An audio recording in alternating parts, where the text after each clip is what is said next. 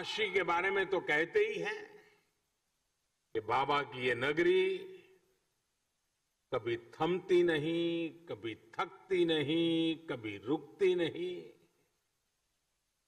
विकास की इस नई ऊंचाई ने काशी के इस स्वभाव को एक बार फिर सिद्ध कर दिया है।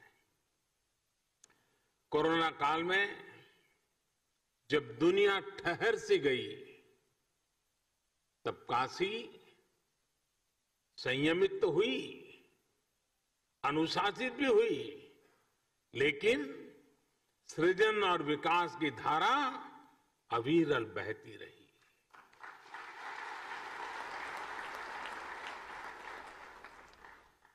काशी के विकास के ये आयाम, ये international cooperation and convention centre Rudraksh आज इसी रचनात्मकता का, इसी गतिशीलता का परिणाम है। मैं आप सभी को, काशी के हर एक जन को इस उपलब्धि के लिए हार्दिक बधाई देता हूं।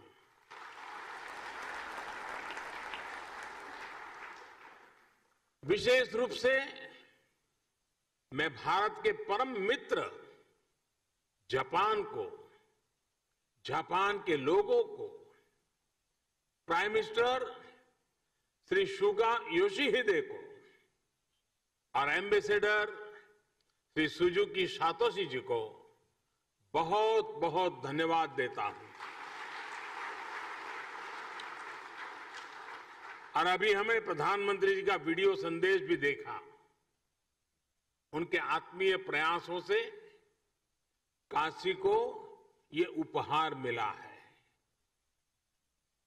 प्राइम मिनिस्टर श्री सुगा योशिहिदे उस समय चीफ कैबिनेट सेक्रेटरी थे। तब से लेकर पीएम की भूमिका तक लगातार वो इस प्रोजेक्ट में व्यक्तिगत रूप से इन्वॉल्व रहे। भारत के प्रति उनके इस अपनेपन के लिए हर एक देशवासी उनका आभारी है। साथियों, आज के इस आयोजन में एक और व्यक्ति है जिनका नाम लेना मैं भूल नहीं सकता।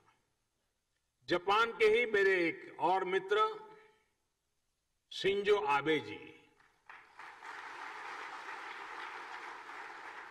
मुझे याद है शिंजो आबे जी जब प्रधानमंत्री के तौर पर काशी आए थे तो रुद्राक्ष के आइडिया पर उनसे मेरी लंबी चर्चा हुई थी। उन्होंने तुरंत ही अपने अधिकारियों से इस आइडिया पर काम करने को कहा। इसके बाद जापान का जो कल्चर है, उनका गुण है, चर परिचित, उनकी विशेषता है परफेक्शन और प्लानिंग। इसके साथ इस पर काम शुरू हुआ और आज ये भव्य इमारत काशी की शोभा बढ़ा रही है। इस इमारत में आधुनिकता की चमक भी है और सांस्कृतिक आभा भी है। इसमें भारत जापान रिश्तों का कनेक्ट भी है और भविष्य के लिए अनेकों संभावनाओं का स्कोप भी है।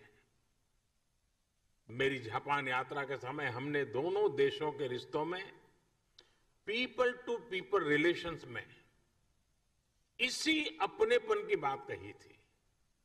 हमने जापान से ऐसे ही सांस्कृतिक संबंध की रूपरेखा खींची थी।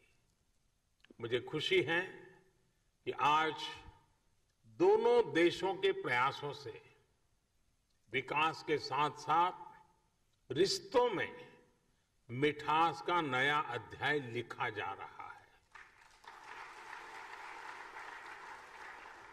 काशी के रुद्राक्ष की तरह ही अभी कुछ हफ्ते पहले ही गुजरात में भी जापानी जैन गार्डन और काइजेन एकेडमी का भी लोकार्पण हुआ था। जैसे ये रुद्राक्ष जापान की ओर से भारत को दी गई प्रेम की माला की तरह है, वैसे ही जैन गार्डन भी दोनों देशों के आपसी प्रेम की सुगंध फैला रहा है। इसी तरह चाहे स्ट्रेटेजिक एरिया हो या इकोनॉमिक एरिया, जापान आज भारत के सबसे विश्वसनीय दोस्तों में से एक है।